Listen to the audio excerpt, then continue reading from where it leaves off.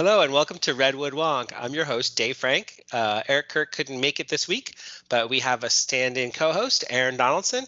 Aaron is a lecturer and director of forensics. That's intercollegiate speech and debate at Humboldt State University. Welcome, Aaron. Thanks, Dave. Good to be here. Yeah, no, right on. I'm really glad that you're here. This is going to be fantastic. Let's just dive right in. It's been a crazy, busy news week. And I guess one thing that's been front and center on people's minds is COVID. It kind of hits a bunch of different parts of the news, but nationally, we're up to, because of the Delta variant, we're up to over 60,000 new cases a day. That's nearly 150% of 2 weeks ago. That graph of cases has kind of gone parabolic due to increases in places like Louisiana, Florida, Arkansas, Mississippi, Missouri, and Alabama, which are up 2 to 3-fold over just 2 weeks ago. And then on the vaccination front, there's been a lot of talk about vaccinations and its effectiveness. So far, 49% of the total population of the country has been vaccinated, about 60% of people 18 and up, and 80% of people over 65. So that kind of gives a snapshot of the impact on the cases increase and sort of the defenses that we have against it. So there's been a few developments. One, the CDC came out and recommended masks indoors as a prophylactic way to kind of like prevent and protect some of that spread that's taking place, because there are many areas where the vaccination rates are low. In addition, President Biden is expected to announce soon that federal workers are going to be required to show proof of vaccination or face a regular testing regime. Regiment. Also, California has mandated that state workers and healthcare frontline workers get vaccinated or similarly have to face the testing. And then there's this kind of feedback we're hearing from the Olympics, where there was questions about whether we should even hold the Olympics because it was postponed by a year. That kicked off at the opening ceremony on Friday, and then already by Saturday they were announcing that 129 of the athletes had already tested positive. And also there was word out that the public in Japan was not really supportive, and many people were actually strongly against holding the games. So, given this general climate that we're in right now, it's contentious because people aren't really certain about being forced to have a vaccine or being strongly encouraged to wear masks. How do you see it, Aaron? What is kind of your take on how things have developed on the COVID front over the past week?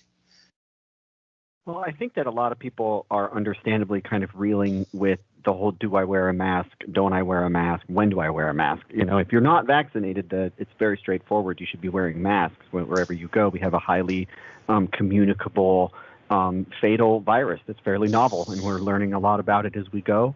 The evidence is overwhelming that when it comes to masks and vaccines, there's real effectiveness there. So if you are not currently vaccinated, definitely worth looking up all of the many ways that you can go and solve that problem.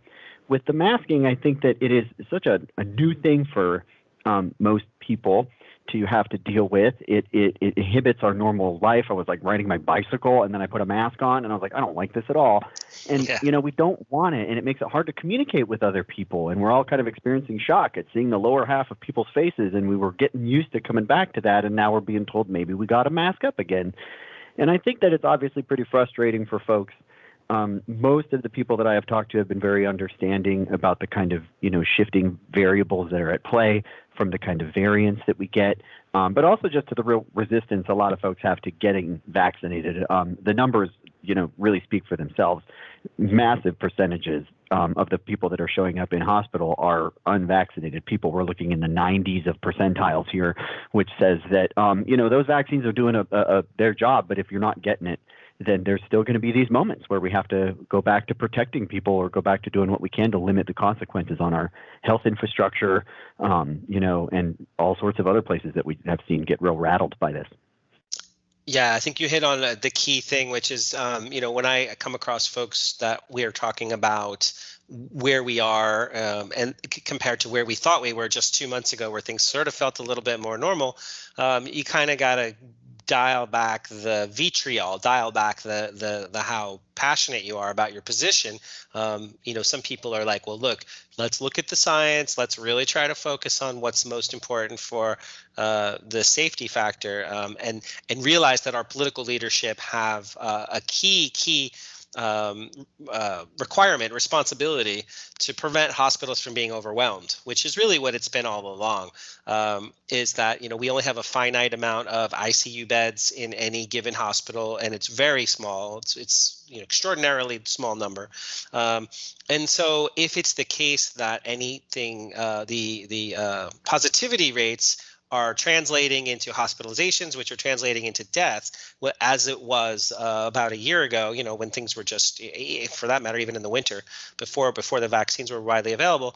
They have a very tight window. And like I said, this parabolic nature of the explosion in cases, if you look at it on a county by county basis, I was looking at some of these counties in Missouri and Arkansas and Louisiana, the highest number I saw was 3,600%, which just means their cases went up 36-fold in the last 2 weeks. Now, in a place like that, the local public health officer has really very limited choices to prevent their hospitals from being overwhelmed. So that's one piece of it, which I'm in agreement with you. It's important to talk about that key element of it. Once you kind of establish the baseline of like, yeah, nobody wants it to be the case that if all the hospital beds are gone for us and unavailable. So therefore, we got to take, as a community, as a state, and as a country, we've got to take steps. But now the question is, what's the guidance? Given that we all are more worried about ourselves than we're kind of worried about our neighbors. Also, these vaccines are only available to people in certain age groups. So we're coming around the corner. It's approaching August and school's about to start. A lot of folks I talk to are thinking to themselves, well, my kids aren't eligible yet for these vaccines. So even if I'm vaccinated and I'm carrying around this viral load, and according to, epidemiologists, I just heard Dr. Fauci say it last night, these are potent viral loads. So the viral loads are similar, but the efficacy of the virus is twice as strong. So really, if it's spreading faster and easier and getting a hold on us, then that puts real concern into folks. So I'm curious what your thoughts are a little bit about that. The people's concerns, the pragmatic concerns versus the unknowns of spreading it inadvertently through children in schools. Yeah, I think it's a really good question. I myself have a 4-year-old, and this impacted us very directly, going from having childcare to not having childcare, from him socializing with his friends to just not socializing with his friends anymore. It had a major impact on the lives of children. And I think that here we have some pretty good news. This is one of the few places that I am starting to feel some, early relief. There's a great summary in the New York Mag's Intelligencer by David Wallace Wells. It came out July 12th of 2021. And they talk about how the fatality rate for COVID in youth populations is very, very low. They say 49,000 deaths under 18 in the United States of all cases, and 331 of those were COVID deaths. It's a 0.05% of COVID deaths for 20% of the population is in the age group that we're talking about. So when you look at 20% of the population, if 0.05% of them are fatal, that's a very low number for a very large percentage of the population. And statistically, that's a pretty robust argument. The infection fatality rate from 5 to 9 is 0.001% on the low end and 0.005% on the high end. That's tens of thousands of percents lower than if you are 80 years old. COVID does seem to impact older people. Your rate of fatality goes up measurably for every 5 years of your life.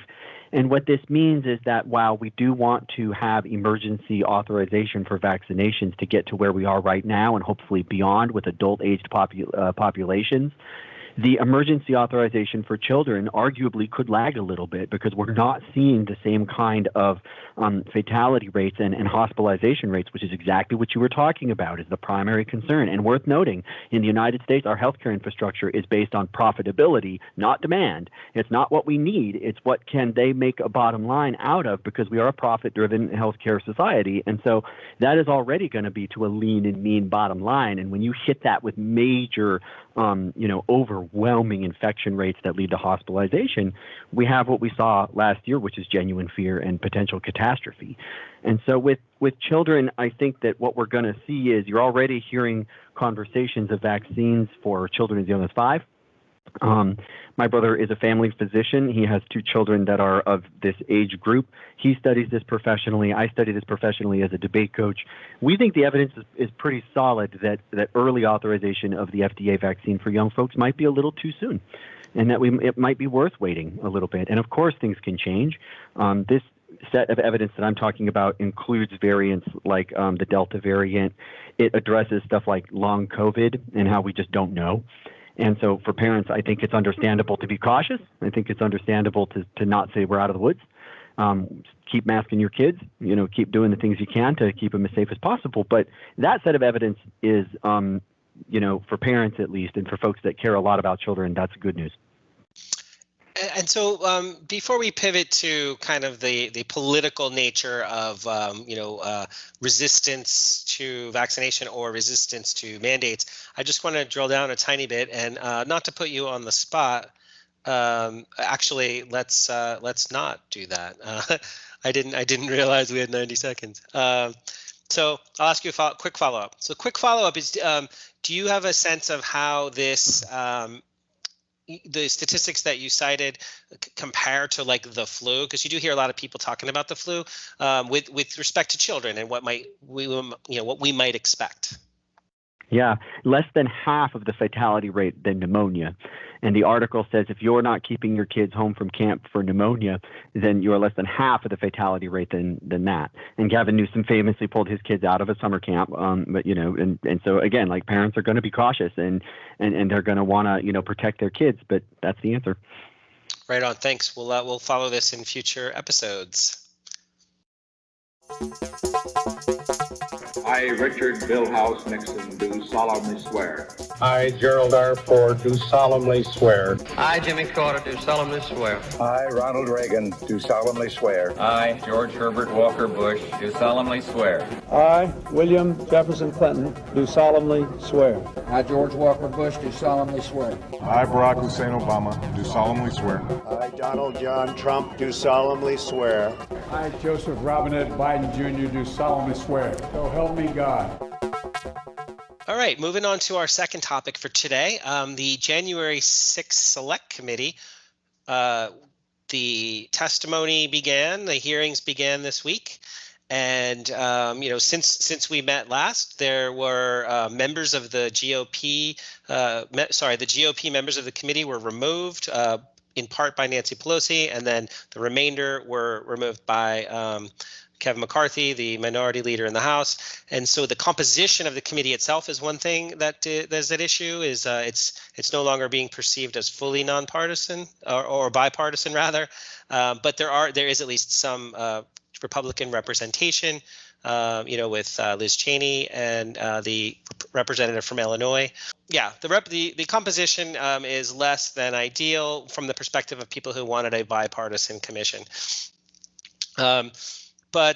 So given the first day was the police officers. So you had 4 police officers, 2 from the U.S. Capitol Police, 2 from the Metropolitan Police Department, Harry Dunn, Aquilino Gonell, Michael Farone, and Daniel Hodges. And it was riveting testimony. I don't know if you got a chance to check out any of it, but it was passionate, and it was buttressed with video footage of some of their body cameras, or the other cameras that showed the assaults and the tasing and the beatings that they took. One of them actually had a heart attack, and it was pretty troubling. Racist slurs from the mob during the riot, that was a highlight of Harry Dunn's testimony. But really, I guess the purpose was to keep to set the tone about what the facts were for the event itself. So that's kind of what we've experienced so far. But unfortunately, you have speaking of it being not bipartisan, there was Republican response to it in the mainstream media, but also there was a press conference that was quickly broken up by a group of Republicans. But basically, they were saying things like these police officers are going to get awards for their acting. This was theater, political theater, orchestrated by the media. And notably, the Fraternal Order of Police is getting criticized for not supporting the officers in their decision to come forward and testify about what happened. So it's far from being nonpartisan. It's been very partisan. Do you have any feedback at all about? There you go. So the Republican representation besides Liz Cheney was Adam Kinzinger. Sorry, that name just escaped me earlier, but yeah. So his point was he just wanted to get down to the facts because this was a very serious event of what actually happened. And Liz Cheney was saying similar things, that we ought, it's a blight on our country's history, and we ought to be able to figure out or get to the bottom of what happened. And before I hand it over to you, I'll just mention that in the Columbia Journalism Review, they quote a gentleman named Justin Hendricks from Texas Policy Press in a journal I think called Just Security, and this is what he's saying they need to. This is the goal of the committee. Any documents produced internally reflecting on, analyzing, summarizing, or warning about the Stop the Steal, false voter fraud claims, QAnon, domestic extremism, and the January 6th insurrection itself. Also, any communications or warnings provided by social media companies to the DHS, the FBI, or any other law enforcement agencies regarding potential threats related to January 6th. And finally, any record of communication on the subject of Donald Trump's access to accounts with any federal government official, member of Congress, or their staff. So we haven't really heard about it in media coverage yet, but it's about to get ugly. These subpoenas are about to look under the hood of what actually happened. And I think that's the gist behind the arguments made certainly by the Republicans who are willing to be there, but moreover, the whole tone of this committee. What's your observations or feedback on what we've seen so far? I think that, obviously the situation itself is less than ideal for bipartisanship. And what we're talking about is, the followers of one particular candidate literally storming the building of a duly elected Congress, doing their duty at the clear instruction of that candidate who recently had lost an election. This is not a bipartisan circumstance in and of itself. And I think what a lot of people are really alarmed by is how willing many in the conservative sphere, and Republicans in particular, have been to tell stories rather than focus on facts, to say things like it just looked like a bunch of tourists walking through the Capitol building, or it was an unarmed protest as opposed to a very clear, organized insurgency effort to stop a elected body from doing their work. I think that in a world where Liz Cheney and one or two other Republicans are pretty much the only ones coming forward and saying what every good American really would say, which is this is horrible, this is terrifying, we need to know who knew what, when, and where, and how. That's the very basic questions that we ask of any kind of illegal activity, even if you're not, smashing windows in the United States Capitol building, calling to execute someone who's at work there. I think that the bipartisan rift is going to be interesting more so within the Republican Party than what we're going to see between Republicans and Democrats. And Dave, you and I have said a little bit in other conversations about how, this is a good opportunity for Liz Cheney to kind of reposition herself, to kind of try to take some kind of authority over a party that she feels is pretty rapidly slipping, not only from her control, but from just the basic morals and principles of, what she and her father and Republicans like George W. Bush would say that, Republicans are supposed to be.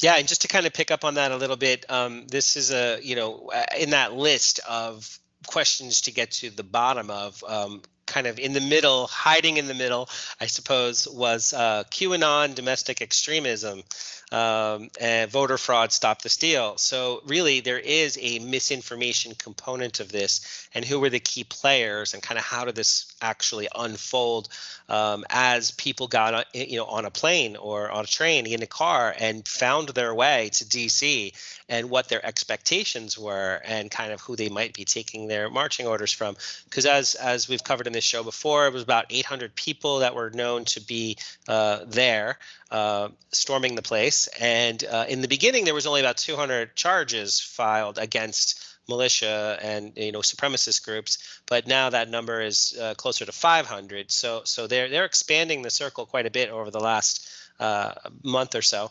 But one element that I thought was really interesting, just coincidentally, I watched a documentary series about QAnon conspiracy itself. And in the beginning, I felt that it was just sort of, entertaining and, kind of like a car accident. You just kind of can't look away. But as it got to the fourth and fifth episodes, it became clear that there were, first of all, people know who it was, and I'll just leave that up to history to unfold if that's actually true or not. But moreover, the folks behind that were part of a psyop, basically, it appears, against the American people and against the Republican Party. So it was, one of the, General Valle and General Flynn were huge parts of that advisory group, the Northern Virginia Intelligence Group, that were retired intelligence folks and military folks that were kind of supporting the Trump administration in its mischief. And they realized that they could use QAnon's access to extremist groups through social media. And sure enough, the guy who was, behind the 8chan, social board. Sorry, I don't know the exact way you describe it, but basically it's a social media board for people that are no longer allowed on like Facebook and the others because they're too extreme. So basically an extremist social media hub was utilized on purpose by the president and his people. So the question is, how is this going to play out? And I think, again, we're not really sure. But do you have any feedback at all about your thoughts on kind of this fact versus myth element? Yeah, I think as someone who looks at QAnon, from the outside, as someone who studies like the discourse that Americans use in politics, from the speech and debate standpoint, that's something I do. From the critical rhetoric standpoint, that's something that I do. QAnon and the history of the kind of evolution of like take our country back within the Republican Party is what the Tea Party would say, has been really fascinating. And I think that, General Flynn's like casual observation that what happened in Myanmar could, in fact, maybe should happen in the United States, a comment that he later walked back, speaks to how grave the influence of these stories have become, because that is, a former like well-placed, highly placed individual, within a presidential administration, essentially advocating for a military coup. And the question then is like, well, why would they do that? And what are the facts? And when we talk about facts within academia, within argumentation, what we're talking about are formalized, replicable, explanatory, context-resilient observations of the world. They have to be something that we can like formalize into a shared language. It has to be replicable. Other people can arrive at the same conclusions. It has to be explanatory. It has to be predictive. And it has to be context resilient. And you don't see that with QAnon. What you get is much closer to what we would call a myth, persistent narrative or tropes or beliefs that spell out a society's origin or evolution. This is from Amira et al. A myth is a commonly repeated story about the past. It's not pure fiction. A myth is not totally made up. It's a commonly repeated story about the past, and so it's going to have real power and real staying power in reality. Myths are the infrastructure of cultural memory, Omira tells us, which means they organize society, they change what we remember, and they change what we forget. And by denying Republicans access to this panel, or at least by limiting the participants that get to access this panel, I think that's a really important move in limiting the amount of myths that come to the fore and focusing as much as we can on the facts. Because the FBI is clear, white supremacist insurgency is the biggest threat to our national security, just as far as the numbers are concerned. We see a lot of those elements corresponding with QAnon. The facts definitely matter in this case. And the myths, people can argue about those and we can enjoy that conversation, but that's not what this is about. And if they field myths as though it is part of the fact-finding process, then you continue to really blur that line. And that's the really dangerous thing all the way to the top that QAnon has been able to do within the Trump administration. And we have the several Congress, members of the House of Representatives who campaigned on it, like Marjorie Taylor Greene and a host of others who didn't actually get elected. But there is this component within the House, and as you mentioned, Liz Cheney seems to be the voice of reason within the party. Something that is just very difficult for me to agree with. Like, that is a radical shift. We can talk about the Overton window, but this feels like a whole new conversation to me. Yeah. Well, we'll continue to follow this in future weeks. Next topic for this week is the Pegasus project. So, this week, this kind of got on my radar when I saw a press release, a statement by 4 members, Democratic members of Congress, Tom Malinowski of New Jersey, Katie Porter and Anna Eshoo of California, and Joaquin Castro of Texas, where they were basically calling out the hacking for hire industry and saying it must be brought under control. And I was not sure, it wasn't clear to me what they were really talking about. So then we kind of, lo and behold, turns out that this Pegasus project, a collaboration of 17 media organizations, including the Guardian UK, which is kind of where most of this is going to come from, most of this content, because they did exhaustive research with a little help from Amnesty International.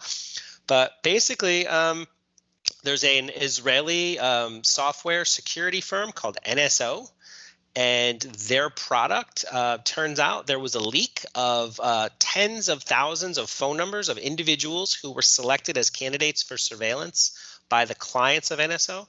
And these included members, heads of state like French President Emmanuel Macron, government ministers, diplomats, activists, journalists, human rights defendants, and lawyers.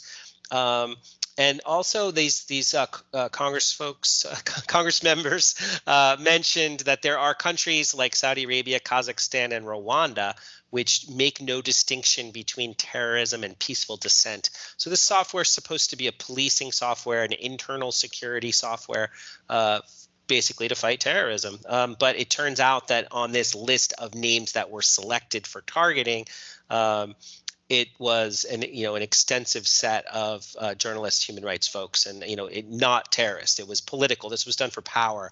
This is a tool that's used by people that have access to it to basically make their political side have the advantage by knowing everything that their targets are doing on their phone. Basically, it's a breach of privacy. So I'm just going to spell it out like what it actually is. They're basically saying this is like selling guns to the mafia and believing that it will only be used for target practice. So this is the power that we're talking about in this product, just to put it in everybody's radar. With just a single text on your phone, it bypasses the security and can grant access to every message you've ever sent, every message you've ever received, every photo, every email. It can turn on your microphone even when you're not using the phone. It could turn on and record everything in the room. It can turn on your camera. It can record what's on your screen. It can access your GPS and monitor your location, track you. And it can do all of this without you ever knowing. Pegasus is the most advanced spyware ever developed. It's effectively the most invasive piece of software imaginable. Any idea that you had that aspects of your life could be kept private and on the mobile phone are wrong.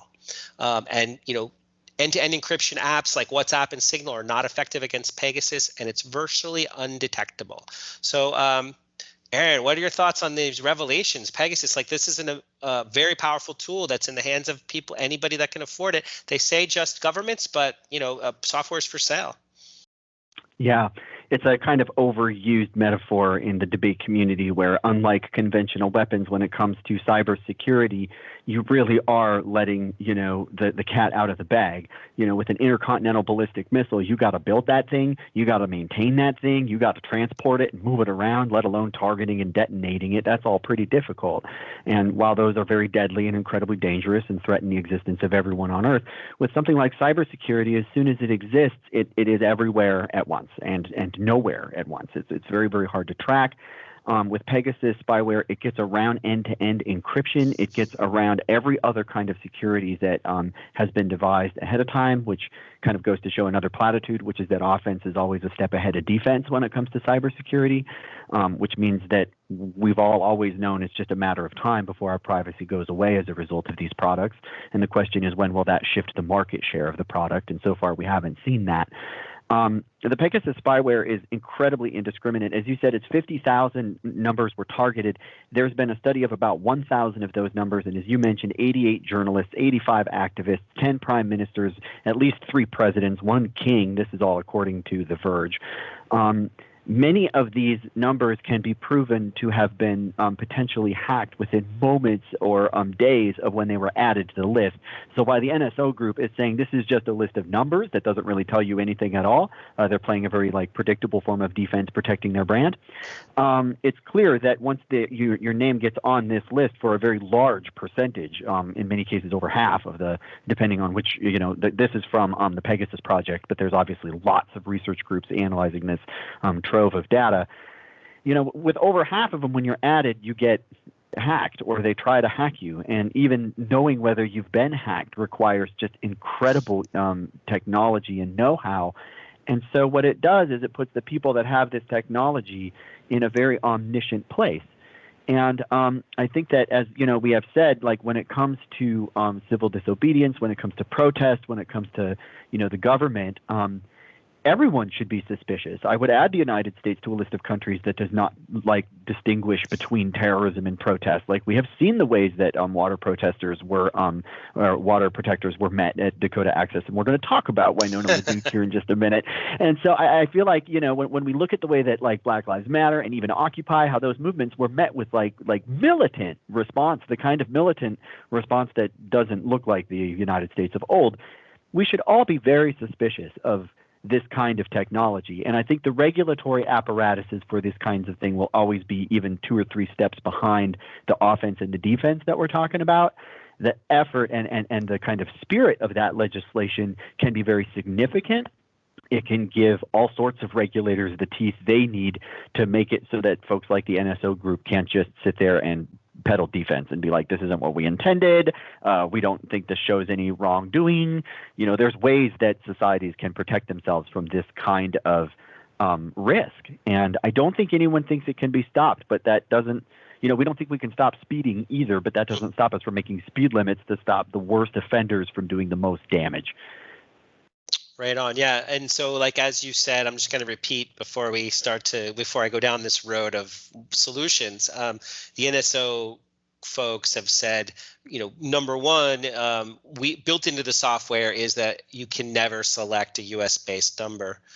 So that's their official position, just to stop this conversation in its tracks. But, that may or may not be an optional, feature that changes in the hands of certain users, like, for example, when our own intelligence community or somebody who's just going freelance. Because, if you look at Mexico, I think in the Mexico case, there were, it was the party in power was spying on journalists and opposition people, and that ended up in the deaths. I think we reported a couple of weeks ago, 90 political candidates were killed in the last election cycle in Mexico.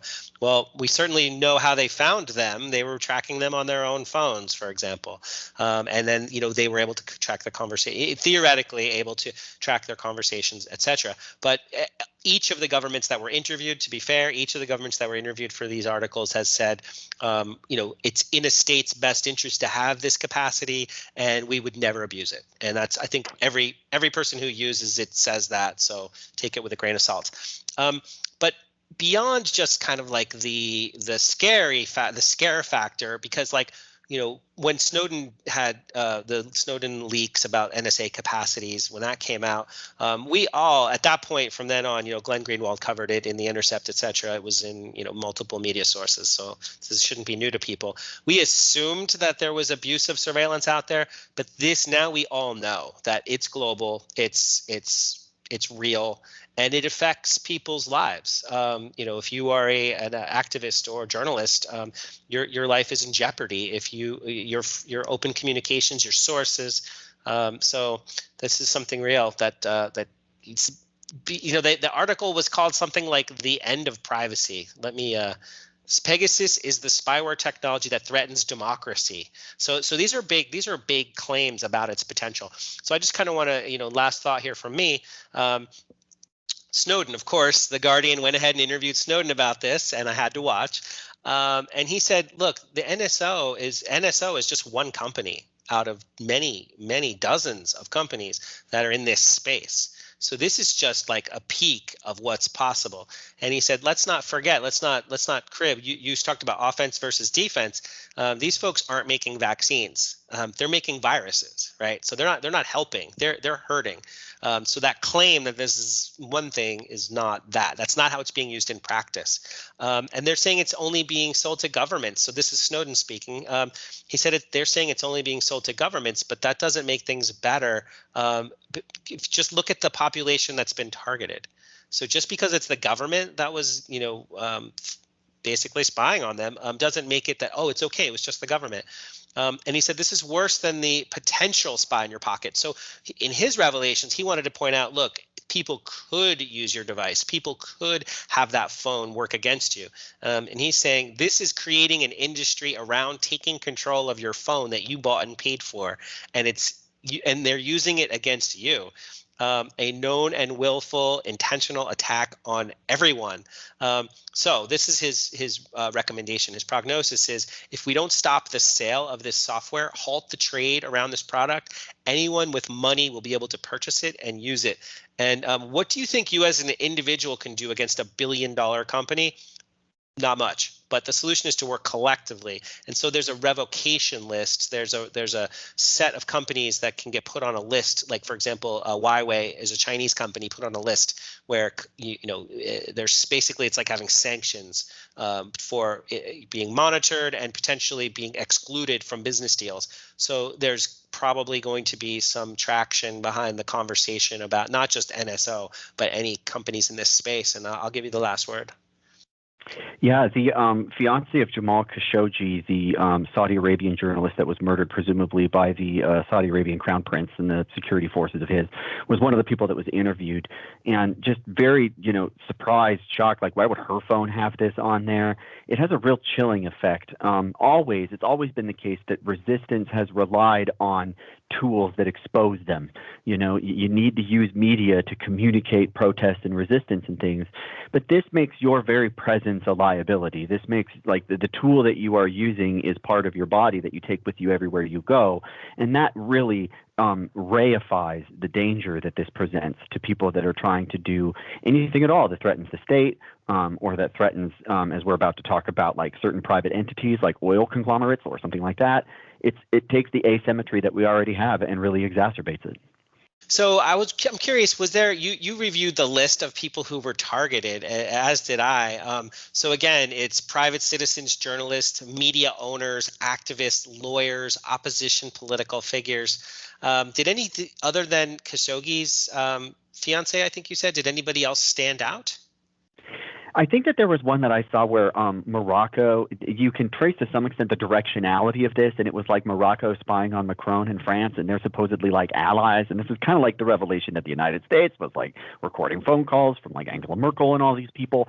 That is the kind of thing that that we have seen in the past, but when it is this obvious and like just so like public, that's the problem that hopefully gets some action. If it just affected protesters, then the folks in power would never do anything. So now that they're on the line and it's affecting alliances and things, that potentially means there'll be some movement. Yeah, very much like WikiLeaks when there was the state undersecretary of state who was commenting on Eastern European diplomacy and basically saying in Ukraine that, oh yeah, we got this person picked out, that's going to be the next prime minister, we got this thing, and there was this conversation about that, and then when it was leaked, and it turns out that was the person who that really did get elected, and so there was a loss of face, I think, for U.S. diplomats everywhere, knowing how that we talk one way, behind the scenes, and another way, out openly manipulative, etc. So yeah, again, more to come as we figure out the broad range of who's impacted and as countries like, for example, Orban. So in Hungary, the mayor of Budapest came out. He's the opposition candidate for prime minister in the spring. He came out and said that this government ought to resign because it's proven that it spied on people, its own people. And we'll see other candidates, I think, around the world and potentially even here in the U.S.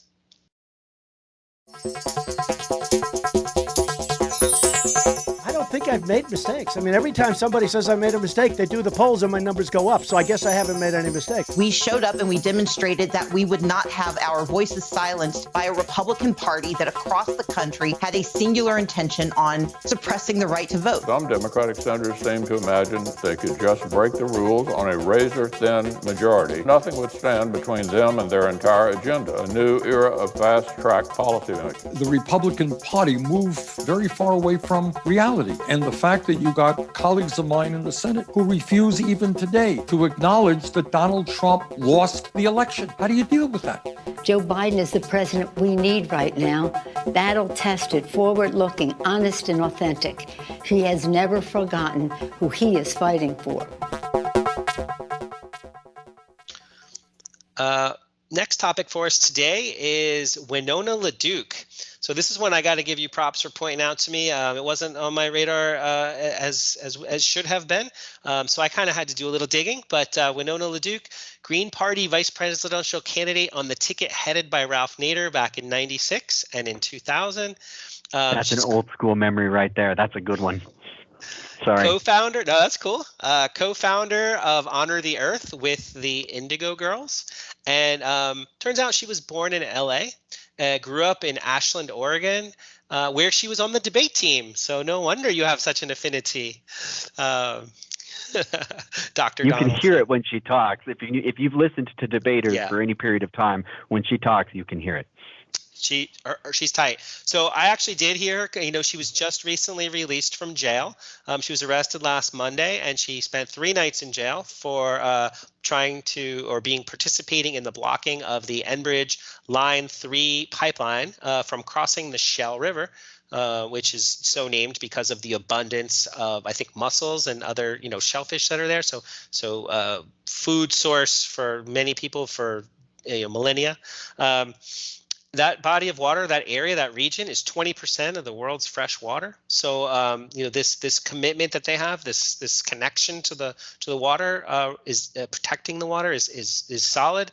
But there's this, there's 600 people that were arrested so far in these protests. This is a $9 billion pipeline bringing in the tar sands oil, some of the dirtiest from a climate perspective.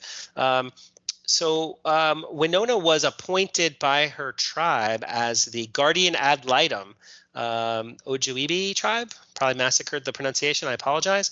But basically, she's in charge of directing the litigation in the best interest of the river, of the water, it's a specific legal term, but she's got this as her highest priority.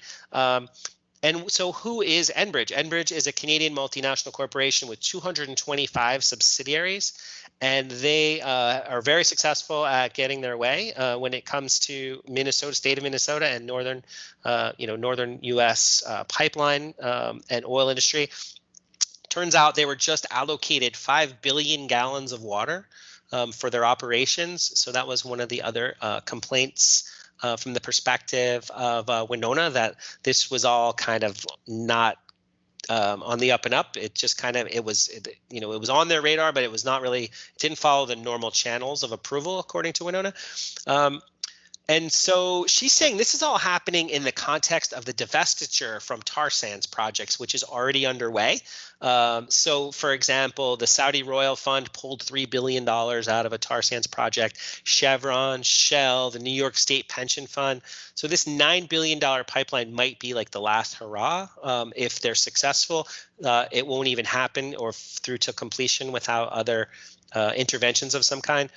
But before I go any further, she says this is basically there was a case of regulatory capture where Enbridge successfully could navigate the regulatory process in the state of Minnesota where the protest was, as well as the local police, which we'll get into a little bit more. But in the meantime, what's kind of your observation or your take on how the fight is going there and Winona's contribution and the jailing? Yeah, LeDuc is a really amazing individual that I've followed for quite a while. The Ashland debate team is pretty well known to folks that follow it, but just the work that she's done over the years representing the Ojibwe. She's a member of the National Women's Hall of Fame.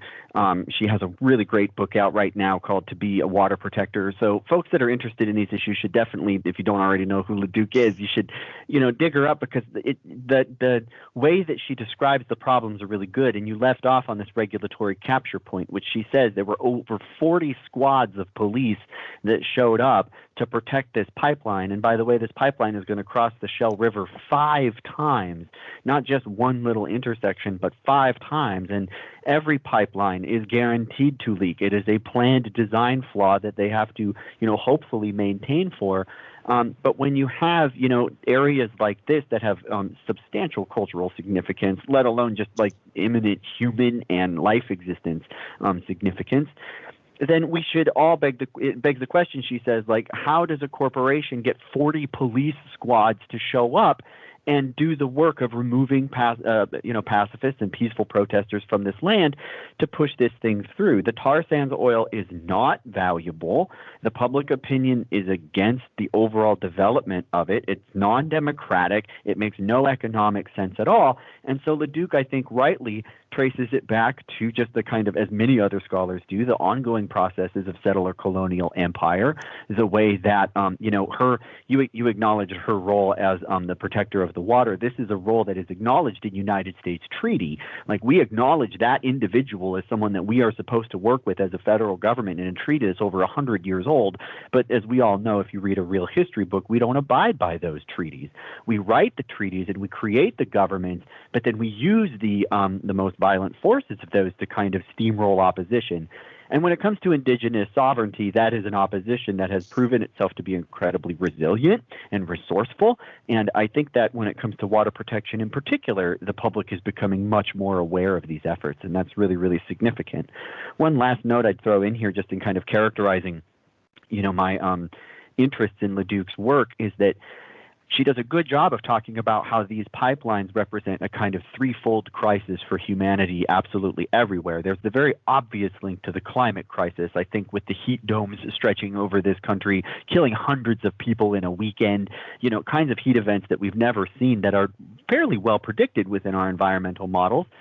Between COVID and environmental science, the facts that we have do tend to be very predictive. And so we're seeing these kind of climate consequences from mega extreme fire events to whole areas of potential agricultural production being threatened. So that's the most obvious. Obviously, it is a continued assault on indigenous sovereignty. The water is life for so many indigenous nations on this land. And then last, she connects it to, as we have said, the kind of militarization and the policification of protest. I said that we should include the United States as a country that sees protests as terrorists because that's how they treated the Dakota Access Pipeline protesters, and that's not how they treated the people on January 6th. And I think that, capping off this episode in particular is interesting because that comparison is so flagrant. Like, here you have indigenous people standing on their own land that we acknowledge that they own, trying to, preserve the most important resource on that land, which is the water rights of that land.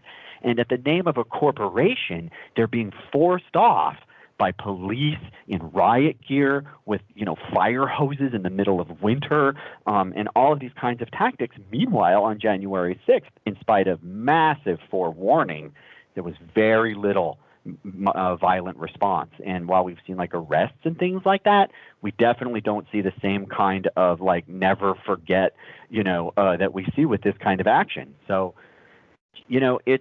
it's one that I think does continue to fly under the radar for a lot of people. Democracy Now! Is the one that I credit for it because they continue to report on it. And for folks that are interested, the battle for water rights continues. It's going on all over the place in Canada, the United States, and then right here, obviously, in Humboldt County. So a couple things just to touch on what you mentioned just real briefly. One is that militarization of the police. There is an Intercept article where Aiken County Sheriff Deputy Aaron Cook, in some kind of leaked email, is quoted saying that pipeline money should be available next year so they can upgrade their Bushmaster assault rifles. These are military weapons. I mean, for the most part, I would say, and that money is being made available to them because Enbridge throwing it around to 40 different police agencies around the region to basically, privatize the force, the show of force there. It was going to be overwhelming force, but also deadly force. They have those sonic weapons that they use to break up crowds too. I remember seeing that on like Planet of the Apes or something. Like that's talk about dehumanizing crowd control choices, but also talking about the water. Winona mentioned a frack out, which I'd never heard before, and that's this pipeline is going to cross 69 rivers, and 22 of those crossings are horizontal direction drills that go under the river. And she said they commonly hit the aquifer or another underground water seam, and then toxic chemicals spill out into the river in perpetuity because you don't repair the hole that you breached between the aquifer and the river. So they are intentionally polluting 20% of the world's fresh water supply, or potentially up to 20%, the region that holds that much water. And she goes on to talk about how federal agencies like the Department of the Interior allow this to occur. Deb Haaland, first Indigenous Secretary of the Interior, has not weighed in here on this issue as she did for the Dakota Access Pipeline. And moreover, this project, this Enbridge 3 project that we talked about, Line 3, no federal environmental impact statement was ever done. No climate impact test was ever done because it would not pass. It's so beyond what would be ordinarily allowed to be to be carried out. So this, again, these are all areas where the argumentation points in favor of us paying closer attention to what's happening, and government is representative of the population, of the people, and this is what they're doing in our name. So thanks for pointing this one out for me. You bet.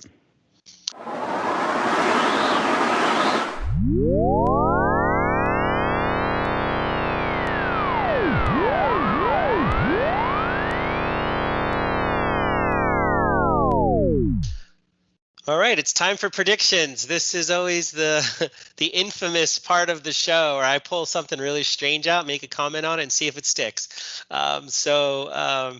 My prediction for this week, it came to my attention that attorney Stephen Donziger, who won a multi-billion-dollar judgment against Chevron on behalf of Ecuadorian villagers, he in the Lago Agregio region.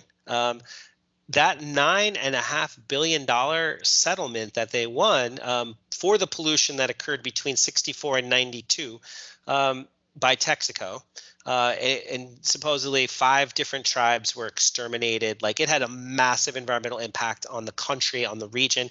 Well, it turns out that Chevron originally wanted this trial to be held in Ecuador, and it was, and he won. But they had to fight it another way. So then they later went on. Chevron sued, California-based Chevron went on to sue Donziger in federal court in Manhattan, and put a lot of pressure on the judges to marginalize and sideline him. So he's been under house arrest for 2 years. He just got found guilty for contempt of court for not turning over his computers and his computer records and phones. So he is basically saying, I'm going to protect the witnesses in this trial, and rather than name them. So he's going to appeal, and my prediction is that he's calling it an obvious travesty of justice, And it was part of Chevron's pledge to demonize Donziger. So it was a strategy against him for their own case. And my prediction is that once people hear about this and see the details, it's going to work against Chevron, and there's going to be some backlash. So that's my prediction, is that he doesn't have to do 6 months in jail, and that he will eventually be vindicated. It's going to be interesting to watch. Very predictable story in terms of how corporations move legal battles around. My prediction is a lot shorter. I mentioned this to my debate students before the most recent election cycle quite a while ago, and it seems like it's kind of fallen back a little bit, but I think I can defend it. I still believe that Liz Cheney probably has the best bet of being the first woman president of the United States. I'm definitely not a fan of hers, and I think her politics are deeply suspect, but while she's definitely been shoved out of the contemporary Republican Party, we spent a little bit of time, Dave, talking about how we just haven't seen the same kind of lay waste tactics within the Republican Party to challenge Trumpism. And I've said I think the partisan rift within the conservative side is going to be the most interesting. And I think Liz Cheney can take a lot of moderates. I don't know if it's going to be the next election, but I do. I'm watching her close and thinking she's moving up. You heard it here first. This is definitely something to keep an eye on. You definitely picked up on what appears to be an out there prediction, but stranger things have happened. Aaron, thank you so much for joining us as co-host today. I look forward to working with you again sometime soon. This is your host this evening, Dave Frank, and to Redwood Wonk. See you guys again next week. Take care.